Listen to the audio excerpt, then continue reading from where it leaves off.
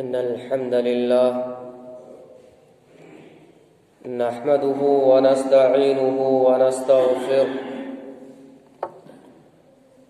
ونعوذ بالله من شرور أنفسنا ومن سيئات أعمالنا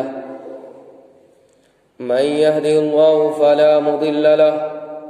ومن يضلله فلا هادي له وأشهد أن لا إله إلا الله وحده لا شريك له وأشهد أن محمدًا عبده ورسوله يا أيها الذين آمنوا اتقوا الله حق تقاته ولا تموتن إلا وأنتم مسلمون يا أيها الناس اتقوا ربكم الذي خلقكم من نفس واحدة وخلق منها زوجها وبث منهما رجالا كثيرا ونساء واتقوا الله الذي تساءلون به والأرحام إن الله كان عليكم رقيبا يا أيها الذين آمنوا اتقوا الله وقولوا قولا سديدا يصلح لكم أعمالكم ويغفر لكم ذنوبكم ومن يطع الله ورسوله فقد فاز فوزا عظيما أما بعد فإن خير الحديث كتاب الله وخير الهدي هدي محمد صلى الله عليه وسلم وشر الأمور محدثاتها وكل محدثة بدعة وكل بدعة ضلالة وكل ضلالة في النار فأعوذ بالله السميع العليم من الشيطان الرجيم من همزه ونفخه ونفثه بسم الله الرحمن الرحيم قاف والقرآن المجيد بل عجبوا أن جاءهم منذر منهم فقال الكافرون هذا شيء عجيب أئذا متنا وكنا ترابا ذلك رجل بعيد قد علمنا ما تنقص الأرض منهم وعندنا كتاب حفيظ بل كذبوا بالحق لما جاءهم فهم في أمر مريج وقال النبي صلى الله عليه وسلم من غسل ميتا فستره الله من الذنوب ومن كفنه كساه الله من السندس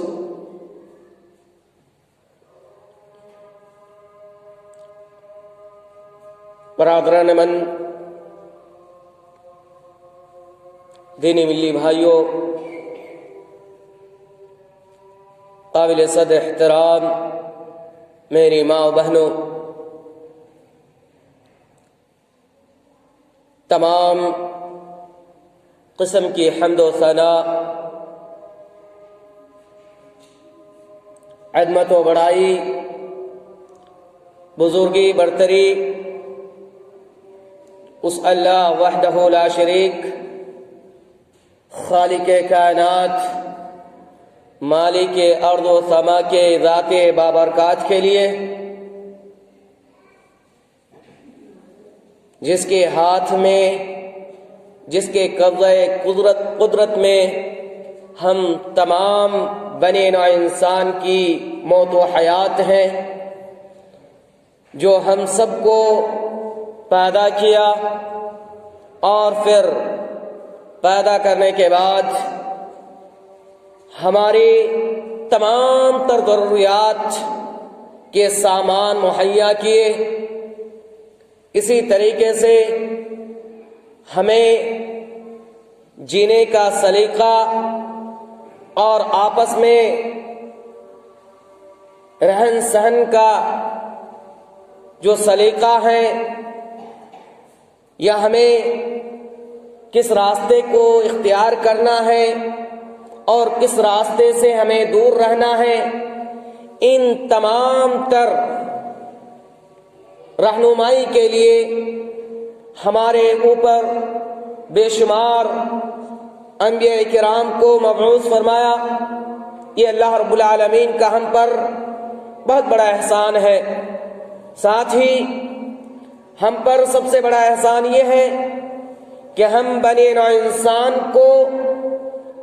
ہمیں اور آپ کو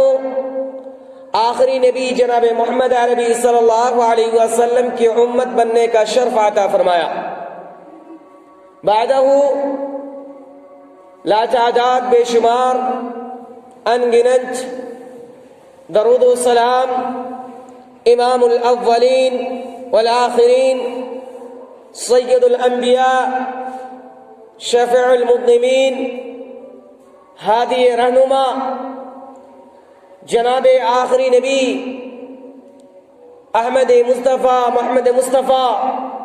صلی اللہ علیہ وسلم کی ذات بابر ہو۔ اللہم صلی وسلم وبارک علیہ۔ حاضرین جمعہ، گزشتہ جمعہ آپ حضرات کے سامنے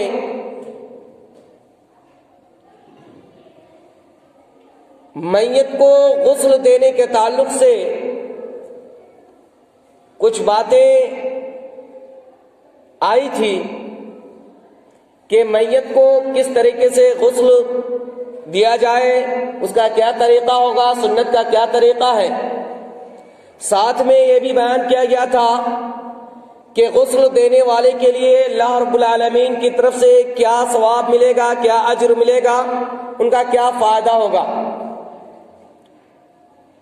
آج کی خطبہ میں انشاءاللہ میں آپ حضرات کے سامنے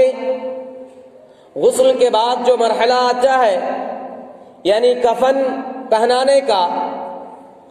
انشاءاللہ وہ سنت کا طریقہ کیا ہوگا آپ کے سامنے رکھنے کی کوشش کروں گا۔ اللہ رب العالمین سے دعا کروں کہ اللہ ہمیں کتاب و سنت کی روشنی میں بات کرنے کی توفیق عطا فرمائے، ساتھ ہی ہمیں کہنے اور سننے سے زیادہ کتاب و سنت پر عمل پیرا رہنے کی توفیق عطا فرمائے، آمین۔ حضرات، قبل اس کے کہ میں آج کی ٹاپک کو چھیڑوں یعنی کفنانے کا جو طریقہ ہے اس کو بیان کروں، گزشتہ جمعہ جو غسل کا طریقہ بتلایا گیا تھا یا اس کے تعلق سے جو اجر بتایا گیا تھا اس کو تھوڑا سا ریپیٹ کر دوں تاکہ جو بندے گزشتہ جمعہ کچھ سمجھنے سے قاصر رہ گئے تھے تو وہ اچھی طریقے سے سمجھ جائیں، یاد ہو جائیں۔ تو آئیے سب سے پہلے میں آپ حضرات کے سامنے اس حدیث کو رکھتا ہوں جس میں اللہ کے نبی جناب محمد عربی صلی اللہ علیہ وسلم نے میت کو غسل دینے کے تعلق سے ثواب کا ذکر فرمایا ہے۔ اللہ کے نبی جناب محمد عربی صلی اللہ علیہ وسلم نے فرمایا من غسل میتا فسترہ، کہ جس نے میت کو غسل دیا اور اس کی پردہ پوشی کی۔ پردہ پوشی کے معنی میں نے گزشتہ ہفتہ آپ کے سامنے رکھا تھا کہ کس طریقے سے پردہ پوشی کرنا ہے۔ سترہ اللہ تعالی یعنی میت کو غسل دیے اور ان کی پردہ پوشی کی تو اللہ رب العالمین ان کے پردہ پوشی کرے گا من الذنوب، گناہوں سے۔ یعنی اگر آپ میت کو غسل دے رہے ہیں اور میت کا پردہ پوشی کر رہے ہیں تو اللہ رب العالمین کل قیامت کے روز آپ کی گناہوں سے آپ کی پردہ پوشی کرے گا۔ اسی طریقے سے اسی حدیث میں اللہ رب العالمین اللہ کے رسول جناب محمد عربی صلی اللہ علیہ وسلم نے فرمایا من کفن میتا، جس نے میت کو کفن پہنایا، کفنایا یعنی کفن پہنایا، کساہ اللہ تعالی تو اللہ رب العالمین اس کو پہنائے گا من السندس، ریشم کے کپڑے، ریشم کے کپڑے ان کو اللہ رب العالمین پہنائے گا۔ یہ اجر، یہ ثواب ہے ایک میت کو غسل دینے کا اور اس کو کفنانے کا۔ اسی طرح ایک دوسری روایت میں اللہ کے نبی جناب محمد عربی صلی اللہ علیہ وسلم نے فرمایا من غسل میتا فختم علیہ، کہ جس نے میت کو غسل دیا فختم علیہ، اور ان کے بارے میں ان کے تعلق سے جو چھپانے کی چیزیں ہیں ان کو چھپا لیا، فغفر اللہ تعالی تو اللہ رب العالمین اس کو بخش دے گا، معاف کر دے گا۔ تو یہ اجر و ثواب ہے میت کو غسل دینے کا۔ اب آئیے جو ہم نے غسل دینے کا طریقہ بتلایا تھا اس کو جانتے ہیں، سنتے ہیں۔ میں نے آپ کے سامنے رکھا تھا کہ سمپل سی بات ہے کہ جب ہم غسل دیں گے کسی میت کو تو غسل دینے سے پہلے ہم کوشش یہ کریں گے کہ میت کے پیٹ کو تھوڑا سا پس دیں گے، یعنی دبائیں گے، اس کو دبائیں گے تاکہ ان کے اندر جو فضلات ہیں، جو گندگیاں اگر رہ گئی ہیں کوئی، تو وہ خارج ہو جائیں، وہ صاف ہو جائیں۔ یہ پس دینے کے بعد، دبانے کے بعد جب یہ صفائی ہو جائیں گی، اس کے بعد پھر ہم ان کے جسم میں جو پہنا ہوا کپڑا ہے اس کو اتار لیں گے۔ اگر اچھے سے اتار سکتے ہیں تو اچھے سے اتار لیں گے، ورنہ کینچی چلا کے اتار لیں گے۔ اس کے بعد ہم ان کے شرمگاہوں کو صاف کریں گے، دھلیں گے۔ اس کے بعد جس طریقے سے ہم اور آپ نماز کے لیے وضو بناتے ہیں بالکل ویسے ہی ان کو بھی وضو کروائیں گے، یعنی پہلے ان کے دائیں ہاتھ کو دھلیں گے، پھر بائیں ہاتھ کو دھلیں گے، یعنی جس طریقے سے ہم اور آپ وضو بناتے ہیں ویسے ہی ان کو وضو کروائیں گے۔ صرف اتنا سا فرق رہے گا کہ ہم اور آپ کلی کرتے ہیں تو میت کو تو ہم کلی کرا نہیں سکتے، تاہم ہم کسی روئی سے یا کسی سوتی کپڑے سے اسے گلا کر کے ان کے منہ کو پوچھ لیں گے، تھوڑا سا کھول کے، تاکہ ان کے اندر اس کے ہونٹ وغیرہ میں جو اگر گندگی وغیرہ تھوک وغیرہ جمع ہوا ہو تو وہ صاف ہو جائے۔ اسی طریقے سے ہم اور آپ ناک میں پانی جھاڑتے ہیں تو یہ بھی میت سے نہیں ہو سکتا، تو اسی طریقے سے جیسے منہ ہم نے صاف کیا ویسے ہی ناک کو بھی صاف کر لیں گے۔ جب وضو ہمارا مکمل ہو جائے گا، وضو مکمل ہو جانے کے بعد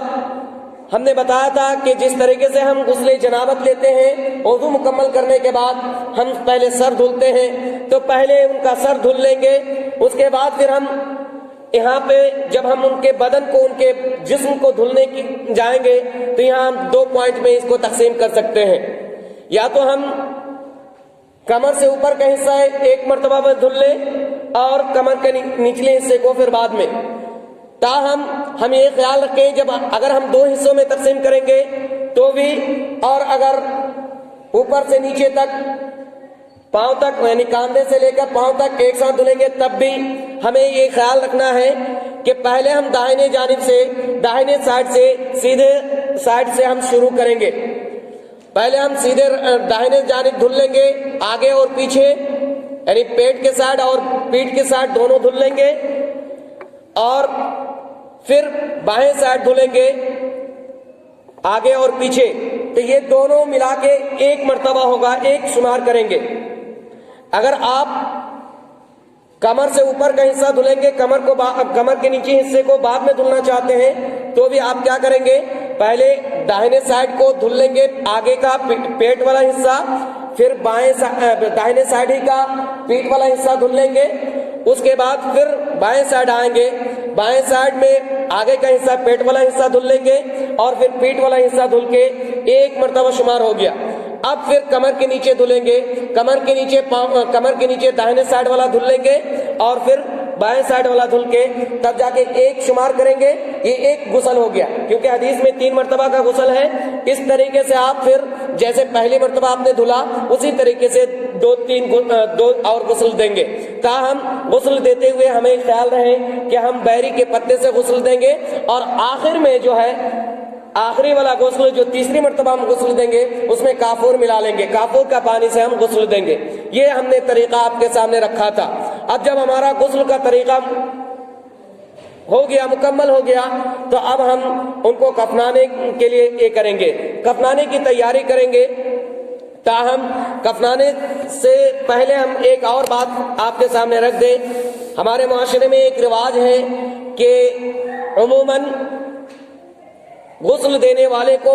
یہ مجبور کیا جاتا ہے کہ آپ کو بھی غسل کرنا واجب ہے۔ تو یہ خیال رہے کہ غسل دینے والے کو غسل کرنا واجب نہیں ہے۔ میت کو غسل دینے کے بعد مستحب ہے، اگر بندہ چاہے تو غسل کر سکتا ہے، لیکن اس پر واجب نہیں ہے۔ بس اوقات یہ ہوتا ہے کہ غسل دینے والے غسل دینے کے بعد اگر وہ غسل کرنے کے لیے جاتا ہے تو ہمارے پاس وقت اتنا کم ہوتا ہے کہ اگر وہ غسل کے لیے جائے گا تو ان کا خود وہ جنازے میں شرکت نہیں کر سکتے۔ تو ایسے موقع پر غسل عوام ان کو مجبور کرتے ہیں کہ آپ اس وقت تک جنازے میں شریک نہیں ہو سکتے جب تک آپ غسل کر کے نہیں آئیں گے. تو ایسا نہیں ہونا چاہیے. یہ واجب نہیں ہے، فرض نہیں ہے، مستحب ہے. اگر کر لے تو بہتر ہے، نہ کرے تو کوئی حرج نہیں ہے، اس کو مجبور نہ کیا جائے. اب آئیے ان کو کفنانے کا طریقہ ہم دیکھتے ہیں. جہاں پہ ہم نے ان کو غسل دیا ہے، میت کو کفنانے کے لیے لانے سے پہلے ہم آپ کو اسی وقت گزشتہ جمعہ بتلایا تھا کہ میت کو کفنانے کے لیے 3 چادریں لائیں گے، 3 چادر کا استعمال کریں گے. کیونکہ بخاری شریف کی ایک روایت ہے اللہ کے نبی جناب محمد عربی صلی اللہ علیہ وسلم کے بارے میں، کفن النبی صلی اللہ علیہ وسلم فی 3 اصواب سحول کرسف لیس فیہا قمیص ولا عمامہ. یہ بخاری شریف کی روایت ہے، نبی کریم صلی اللہ علیہ وسلم کے بارے میں ہے. حضرت عائشہ رضی اللہ تعالی عنہا راوی حدیث ہیں. اس میں نبی کریم صلی اللہ علیہ وسلم کے بارے میں بتلایا گیا ہے کفن النبی صلی اللہ علیہ وسلم فی 3 اصواب، کہ نبی کریم صلی اللہ علیہ وسلم کو 3 کپڑوں میں کفنایا گیا ہے. سحول کرسف یعنی کوٹن کے 3 چادر، لیس فیہا قمیص ولا عمامہ، نہ ہی اس کفنانے کے کپڑے میں قمیص کرتا تھا اور نہ ہی پگڑی عمامہ. تو سمپل سی اس حدیث میں یہ بات معلوم ہوتی ہے کہ ہم کفنانے کے لیے صرف سمپل 3 چادر کا استعمال کریں گے. یہ ضروری نہیں ہے کہ 3 ہی چادر ہم استعمال کریں، کیونکہ اس تعلق سے اللہ کے نبی جناب محمد عربی صلی اللہ علیہ وسلم کا کوئی حکم نہیں ہے. کبھی بھی اللہ کے نبی جناب محمد عربی صلی اللہ علیہ وسلم نے یہ نہیں فرمایا کہ کسی بندے کو 3 کپڑے سے کفنایا جائے، 3 چادر ان کو 3 چادر کے ذریعے ان کو کفن پہنایا جائے. یہ اللہ کے نبی جناب محمد عربی صلی اللہ علیہ وسلم سے نہیں ہے. تاہم صحابہ کرام کا یہ عمل نبی کریم صلی اللہ علیہ وسلم پر ثابت ہے کہ نبی کریم صلی اللہ علیہ وسلم کو 3 کپڑے سے کفنایا گیا ہے. تاہم بعض اوقات یہ بھی ملتا ہے کہ ایک کپڑے ایک چادر سے بھی کفنایا گیا ہے، جیسے کہ حضرت مصعب بن عمیر رضی اللہ تعالیٰ عنہ کے بارے میں آتا ہے کہ حضرت مصعب بن عمیر رضی اللہ تعالیٰ عنہ کو ایک چادر سے کفنایا گیا. وہ بھی چادر اتنی چھوٹی چادر تھی کہ اگر آپ ان کے سر کو ڈھانپتے تو کھل جاتے اور اگر پاؤں کو ڈھانپتے تو سر کھل جاتے. تو نبی کریم صلی اللہ علیہ وسلم نے یہ کہا کہ ان کے سر کو ڈھانپ دیا جائے چادر سے اور پاؤں کے حصے میں گھاس رکھ دیا جائے. پھر اللہ کے نبی صلی اللہ علیہ وسلم کے حکم سے ان کے پاؤں پر گھاس رکھ دیا گیا اور چادر کا حصہ سر کے اوپر لا کے رکھ دیا گیا. تو یہ ثابت ہوتا ہے کہ اگر ایک کپڑے سے کفنانا چاہیں اور وہ ہو جائے تو کر سکتے ہیں. تاہم بہتر یہ ہوگا کہ نبی کریم صلی اللہ علیہ وسلم پر جو طریقہ اختیار کیا گیا اس کو ہم فالو کریں، کیونکہ نبی کریم صلی اللہ علیہ وسلم کے بعد جو طریقہ ہمیں اختیار کرنا ہے وہ صحابہ کرام کا، اور صحابہ نے نبی کریم صلی اللہ علیہ وسلم کے لیے 3 چادر کا انتظام کیا اور 3 چادر کے ذریعے نبی کریم صلی اللہ علیہ وسلم کو کفنایا. تاہم ایک بات یہاں پہ وضاحت کر دوں کہ یہ 3 چادریں جو ہوں گی یہ عورت کے لیے بھی ہوں گی. عورت کو بھی آپ اسی طریقے سے کفنائیں گے جس طریقے سے مرد کو کفنائیں گے. ہاں یہ بات ہمارے اور آپ کے درمیان مشہور ہے، عام ہے، اور ابو داؤد کی ایک روایت ہے جس میں یہ کہا گیا ہے کہ نبی کریم صلی اللہ علیہ وسلم جب آپ صلی اللہ علیہ وسلم کی بیٹی کا انتقال ہوا تھا تو آپ صلی اللہ علیہ وسلم نے ان کے لیے 5 چادر پیش کیے تھے اور کہا گیا تھا کہ ان 5 چادر کے ذریعے ان کو کفنایا جائے. تاہم محدثین کرام جرح و تعدیل کرنے والے اس روایت کو ضعیف بتلاتے ہیں کہ اس کی سند جو ہے یہ ضعیف ہے. تو ضعیف سند سے ضعیف روایت سے ہم استدلال نہیں کر سکتے ہیں. تو لہذا معلوم یہ ہوا کہ جس طریقے سے نبی کریم صلی اللہ علیہ وسلم کو کفنایا گیا 3 چادر کے ذریعے سے، وہی طریقہ ہم مرد میت کو بھی کفنانے میں استعمال کریں گے اور عورت کو بھی کفنانے کے لیے وہی طریقہ استعمال کریں تو بہتر ہوگا. تاہم یہاں پہ ایک اور چیز جان لیں کہ یہ 3 چادر کی جو میں نے بتایا کہ واجب نہیں ہے، ضروری نہیں ہے، اللہ کے نبی صلی اللہ علیہ وسلم کا حکم نہیں ہے. تو اگر جیسے کہ عموماً آج کل جب ہم کفن خریدنے جاتے ہیں تو ریڈی میڈ کفن آتا ہے، تو بسا اوقات یہ ہوتا ہے کہ 3 کفن کے کپڑے اتنی باریک ہو جاتے ہیں، اتنی باریک ہوتے ہیں، اتنے پتلے ہوتے ہیں۔ اصل ہمارے کفن میں یہ خیال رہے کہ ان کو جب ہم کفن پہنائیں تو اس طریقے سے 3 کفن کا مطلب یہ ہے کہ ان کا کوئی بھی سطر کھلا نہ رہے، وہ بالکل پیک ہو جائے، ان کا کوئی سطر ظاہر نہ ہو، اس لیے ہم 3 کپڑے کا استعمال کرتے ہیں، اور اسی لیے 3 چادر کا استعمال کیا گیا ہے۔ تو اگر 3 چادر کے باوجود اتنی باریک کپڑے ہیں کہ ان 3 چادر کو اکٹھے کرنے کے باوجود بھی اگر ان کی ایسا محسوس ہو رہا ہے کہ ان کی سطر ظاہر ہو رہا ہے تو آپ اس سے بھی زیادہ کر سکتے ہیں، یہ کب سطر چھپ جانا چاہیے، کیونکہ متعین طور پر 3 چادر یا اس سے زیادہ اس سے کم کی کوئی تعین اللہ کے نبی صلی اللہ علیہ وسلم سے ثابت نہیں ہے۔ اللہ کے نبی صلی اللہ علیہ وسلم نے کبھی بھی یہ نہیں بیان کیا کہ اتنی چادر سے آپ ان میت کو کفن دیں، اس طریقے سے کوئی بھی روایت اللہ کے نبی صلی اللہ علیہ وسلم سے ثابت نہیں ہے، تاہم ہم ضرورت کے اعتبار سے ان کو کر سکتے ہیں۔ اسی طریقے سے کفن جب ہم پہنائیں گے تو کفن پہناتے ہوئے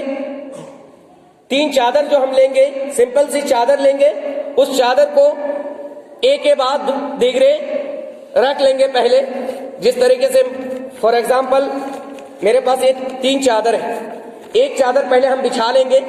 اسی حساب سے، اس کے بعد پھر دوسری چادر کو بچھائیں گے، پھر تیسری چادر کو بچھائیں گے، اس کے بعد پھر میت کو لے آئیں گے، اور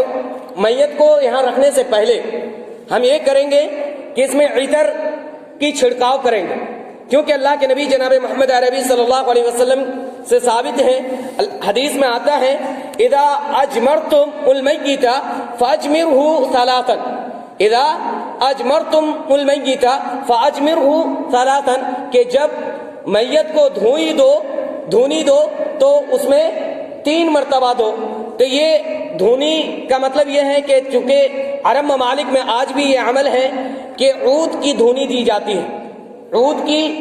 دھونی دی جاتی ہے، عود ایک لکڑی ہوتی ہے جس کو جلانے سے خوشبو آتی ہے، تو وہ عود کی دھونی دی جاتی ہے۔ تو ہمارے ادھر عود کی لکڑی اگر میسر ہے تو آپ کر سکتے ہیں، ورنہ عطر چھڑکائیں گے تو 3 مرتبہ جو عطر چھڑکائیں گے تو 1 مرتبہ تو پہلے کپڑے میں چادر میں چھڑکا دیں گے، پھر 1 مرتبہ میت کے بدن میں چھڑکائیں گے، پھر جب چادر کو جھانپ دیں گے اس کے بعد پھر اوپر سے 1 مرتبہ چھڑکائیں گے، تو 3 مرتبہ ہم عطر کو چھڑکائیں گے۔ اس کے بعد ہم میت کو رکھیں گے، میت کو رکھنے کے بعد پھر جب ہم اس کو ڈھانپیں گے تو داہنے طرف سے شروع کریں گے، ایک چادر کو پہلے رکھیں گے تو داہنے طرف سے اس کو ڈھانپنا شروع کریں گے، اور وہ بھی داہنے جانب کن کی ہوں گی؟ میت کی داہنے جانب سے۔ عموماً ہم معاشرے میں دیکھتے ہیں کہ پہلے کیا کرتے ہیں کہ فار ایگزامپل یہ چادر، تینوں چادر بچھا ہوا ہے، اس کو ہم میت کے طور پر رکھتے ہیں، تو یہ میت کا داہنے جانب یہ قبلہ کی رخ ہے۔ اب عموماً عوام کیا کرتے ہیں کہ ادھر سے پہلے یہ کرتے ہیں اور کہتے ہیں کہ داہنے جانب والا اوپر ہونا چاہیے، داہنے جانب والا کپڑا اوپر ہونا چاہیے۔ نہیں، ایسا نہیں ہونا چاہیے، بلکہ ہونا یہ چاہیے کہ آپ داہنے جانب سے شروع کریں گے تو داہنے جانب والا کپڑا جو ہے وہ نیچے رہے گا اور بائیں جانب والا اوپر۔ پہلے ایک کپڑے کو موڑیں گے، اس کے بعد پھر ادھر بائیں جانب والا موڑیں گے، پھر دوسرے کپڑے کو موڑیں گے، اور پھر اسی طریقے سے ترتیب اور موڑتے جائیں گے۔ اور اس کے بعد یہ طریقہ اختیار کرنے کے بعد ڈوڑے سے پاؤں کے نیچے باندھ دیں گے سائڈ میں سے، اور بیچ میں سے بھی باندھ سکتے ہیں، وہ باندھ دیں گے، اور اوپر کا حصہ کھلا رکھیں گے تاکہ اگر کوئی بندہ کفنانے کے بعد بھی رشتہ دار، قریبی رشتہ دار ان کے شکل کو، چہرے کو دیکھنا چاہیں تو دیکھ سکتا ہے۔ اس لیے اس وقت تک جب تک آپ لے نہیں جائیں، نکل نہ جائیں جنازے کو لے کر، تب تک کھلا رکھیں گے، جو اگر کوئی بندہ دیکھنا چاہے، رشتہ دار ہیں دیکھنا چاہیں تو دیکھ سکتا ہے۔ اور دیکھنے کی اجازت حدیث سے ملتی ہے کہ اللہ کے نبی جناب محمد عربی صلی اللہ علیہ وسلم کی جب وفات ہوئی تھی، جب آپ کا انتقال ہوا تھا، تو حضرت ابو بکر رضی اللہ تعالیٰ عنہ آ کر آپ کی چادر اوپن کیا اور آپ کی شکل کو دیکھا، اور اس کے بعد آپ کا بوسہ بھی لیا۔ تو اسی طریقے سے ایک اور صحابی رسول کا جب انتقال ہوا تھا تو حضرت ابو بکر رضی اللہ تعالیٰ عنہ گئے تھے اور ان کے چادر کو اوپن کر کے ان کو دیکھا تھا۔ تو دیکھنے کے ثبوت ہیں، آپ دیکھ سکتے ہیں۔ تاہم ایک چیز یہاں پہ میں آپ کے سامنے رکھ دوں کہ بسا اوقات میت کا چہرہ جو ہے بلیک پڑ جاتا ہے، کالا پڑ جاتا ہے، دھبا پڑ جاتا ہے، تو اس میں لوگ بدشگونی لینے لگتے ہیں، طرح طرح کی باتیں سوچنے لگتے ہیں۔ ایسا نہیں سوچنا چاہیے۔ ہوتا ہے کبھی کبھی یا تو کسی سرجری کی وجہ سے،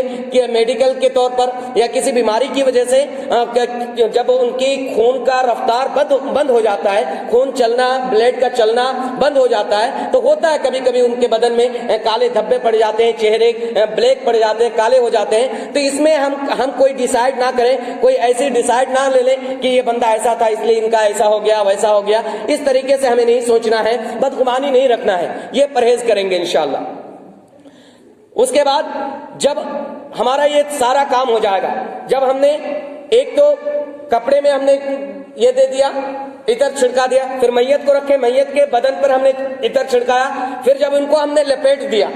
دونوں طرف سے لپیٹ دیا، اس کے بعد اس کپڑے کے اوپر پھر ہم عطر چھڑکائیں گے، تو یہ 3 مرتبہ عطر دیں گے، اور یہ ہمارا کمپلیٹ ہو گیا کفن کا۔ بہت آسان سمپل سا طریقہ ہے، اس میں کوئی مشکل نہیں ہے، اس میں کوئی مشکل نہیں ہے۔ تاہم ہمارے معاشرے میں مشکل پیدا کرنے کے لیے بہت سارے لوگ موجود ہیں، بہت سارے لوگ جسے شریعت کا کوئی علم نہیں ہے، بس اپنی من مرضی میں اپنے طریقے کو اختیار کرواتے ہیں اور لوگوں کو مشکل میں ڈال دیتے ہیں۔ ان میں سے ایک طریقہ تو یہ ہے کہ کفن پہناتے ہوئے بعض لوگ کیا کرتے ہیں، کچھ پرچی لیتے ہیں، پرچی لینے کے بعد اس میں لا الہ الا اللہ لکھتے ہیں، کیا کیا نہ جانے کیا کیا چیزیں لکھتے ہیں۔ کبھی کسی پرچی میں نسب نامہ، شجر جو ان کے فلاں بن فلاں فلاں فلاں پورے، یا کسی ولی کا نام یا کسی بزرگ کا نام لکھتے ہیں، پھر ان کے سینے میں چپکاتے ہیں، یا اسی طرح کوئی اور بھی چیزیں، کبھی درود شریف لکھتے ہیں۔ یہ تمام چیزیں ایسے ایسے کام انجام دیتے ہیں اور لوگوں کو مشکل میں ڈال دیتے ہیں۔ اس طریقے سے یہ تمام چیزیں کا لکھنا یا اس طریقے سے اور بھی کوئی کام کرنا میت کے کفنانے کے وقت، ایسا کوئی حدیث اور شریعت میں ایسا کوئی ثبوت نہیں ہے۔ اس لیے ان تمام چیزوں سے بھی ہمیں بچنا ہے اور ان تمام چیزوں سے ہمیں دور رہنا ہے۔ کسی کے مان لیجئے کہ اگر آپ ان کا نام بھی لکھ رہے ہیں یا درود شریف لکھ رہے ہیں، کیا فائدہ ہو جائے گا؟ سورہ فاتحہ لکھ کے ان کے پرچی ان کو رکھ رہے ہیں تو کیا فائدہ ہو جائے گا؟ کچھ فائدہ ہو جائے گا؟ نہیں۔ اسی طریقے سے کفن کے تعلق سے بہت سارے لوگوں کا خلافات یہ ہیں کہ کفن کو جب کوئی حج کرنے کے لیے جاتے ہیں تو ان کو دے کے بھیجتے ہیں کہ وہ آب زمزم سے دھلوا کے لائیں گے تو اس میں ہمیں فائدہ ہوگا۔ کوئی فائدہ نہیں ہوگا۔ آب زمزم سے دھلوائیے، بعض حضرات اس میں حجر اسود سے پوچھ کے لاتے ہیں، چاہے آپ کسی بھی طرح کر لیجئے، آپ کو کفن سے کوئی فائدہ نہیں ہوگا۔ کفن کا فائدہ آپ کو نہیں پہنچے گا، فائدہ پہنچے گا تو آپ کا ایمان، آپ کا تقوی، آپ کا عمل صالح۔ اگر آپ نے عمل صالح کیا ہوگا تو آپ کو فائدہ پہنچے گا۔ آپ کی تقوی، اگر آپ کا ایمان مضبوط ہے، آپ نے شریعت کو فالو کیا ہے تو آپ کا فائدہ ہوگا۔ اور یہ تمام خرافات کر کے لوگوں کو مشکل میں ڈال کے آپ کو فائدہ نہیں ہوگا۔ اسی طریقے سے ایک حدیث کفن کے تعلق سے آپ کو بتلا دوں کہ کفن کا کپڑا کیسا ہو، تو دیکھیے اللہ کے نبی جناب محمد عربی صلی اللہ علیہ وسلم کے بارے میں آتا ہے کہ اللہ کے نبی صلی اللہ علیہ وسلم کے تعلق سے تو بے شمار روایت آتی ہیں، لیکن جو عموماً اللہ کے نبی صلی اللہ علیہ وسلم کا حکم ہے وہ یہ ہے کہ سفید کپڑے پہنایا کرو، کپڑے پہنو، من ثیابکم، کپڑوں میں سے سفید کپڑے پہنو، فإنها من خیر ثیابکم، کیونکہ یہ بہتر ہے، آپ کے کپڑوں میں سے سب سے بہتر کپڑا کیا ہے؟ سفید کپڑا ہے۔ وَكَفِّنُوا فِيهَا مَوْتَاكُمْ، اور اسی سفید کپڑے میں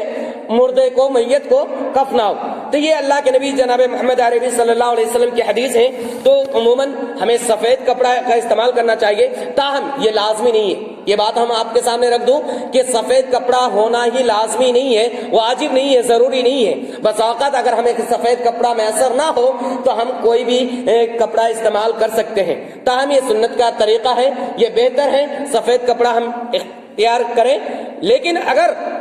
کہیں ایسا ہو جائے کہ سفید کپڑا میسر نہیں ہو رہا ہے، مان لیجئے کوئی طوفان یا زلزلے یا بھوکمپ کی وجہ سے بہت زیادہ میت ہو گئے، اب سفید کپڑے نہیں مل رہے ہیں، تو کسی بھی چادر سے آپ ان کو کفنا سکتے ہیں، یہ ضروری نہیں ہے کہ آپ سفید کپڑا ہی استعمال کریں۔ یہ تمام باتیں تھیں جو میت کو کفنانے کے تعلق سے تھا۔